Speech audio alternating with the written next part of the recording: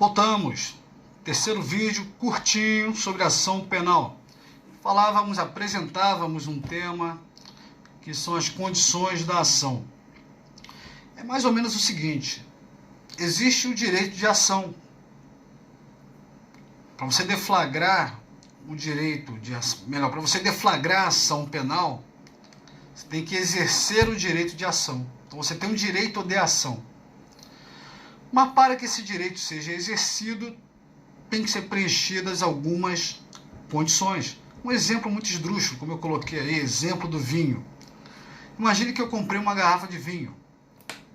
Não é o caso. Mas eu comprei, é minha. Tenho um direito de exercer esse direito, de bebê-la, de desfrutar, de fruir. Porém, eu estou doente, estou tomando antibiótico. Então, não estou em condições ainda de exercer esse direito. Ela é minha, eu posso usar, eu posso exercitar esse meu direito, mas para que eu exercite esse direito eu tenho que preencher condições. Por exemplo, tenho que parar de tomar um antibiótico. Fazendo uma comparação muito esdrúxula, seria isso: eu tenho direito de ação, mas eu vou ter que preencher condições para que a ação efetivamente seja deflagrada, tá bom? Deixa eu ver aqui, ó.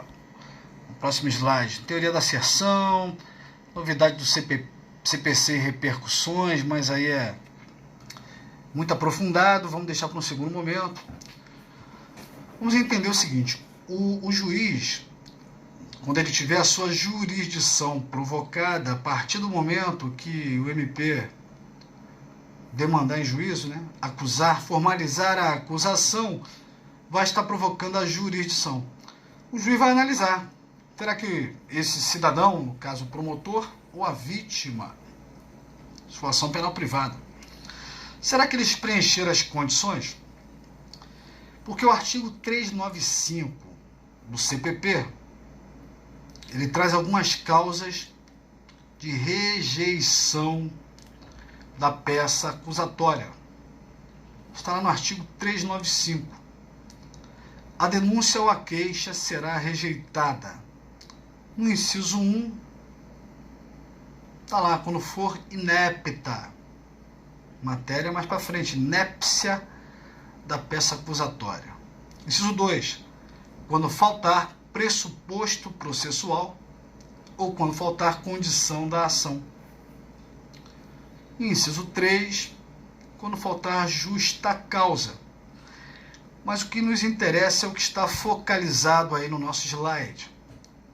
O juiz, a denúncia ou a queixa será rejeitada pelo juiz, quando, inciso 2, faltar pressuposto processual ou condição para o exercício da ação penal. Vamos mudar os slides aqui. Bom, condições da ação. Temos condições genéricas e condições específicas. Condições da ação, chamadas de condições genéricas da ação penal, recebe esse nome porque estão presentes em toda e qualquer ação penal. Toda ação penal vai ser necessário que se preencha essas condições. Vamos dar uma olhada no slide. Legitimidade para agir. Interesse de agir. Possibilidade jurídica do pedido e justa causa. Colocamos 4 condições genéricas da ação. Mas eu risquei 2. Risquei a possibilidade jurídica do pedido, que modernamente a doutrina vem ganhando coro, força. O entendimento de que possibilidade jurídica do pedido é questão de mérito, não é condição da ação. E também a justa causa. Nós vamos ter que parar um pouquinho, debruçar sobre o tema possibilidade jurídica do pedido e justa causa. Vai vir um vídeo desse aí, vamos gravar, ok? Então você pode dizer que são esses 4: legitimidade de causa, interesse de agir, possibilidade jurídica do pedido e justa causa. Mas com a ressalva de que há divergência, a polêmica quanto à possibilidade jurídica do pedido e quanto à justa causa. Ok? Temos as condições específicas. Condições específicas pode ter a ver com a natureza do delito.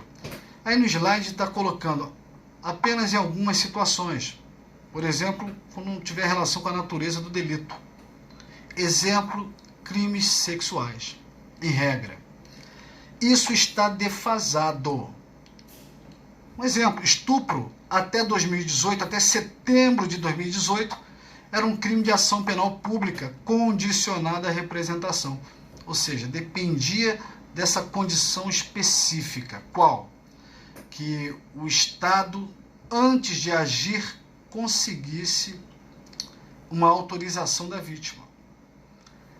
Então, além das condições genéricas, o Estado só poderia acionar, só poderia entrar com ação penal se a vítima autorizasse. Era uma condição específica, que a lei chama de representação do ofendido. Essa representação seria uma condição. E o que seria a representação? Seria uma autorização. O estuprador era flagrado estuprando a vítima, a polícia chegava lá na hora, prendia aquele estuprador safado, que estava aterrorizando a região, mas se a vítima não autorizasse, nem prisão em flagrante poderia ter. Muito menos ação penal.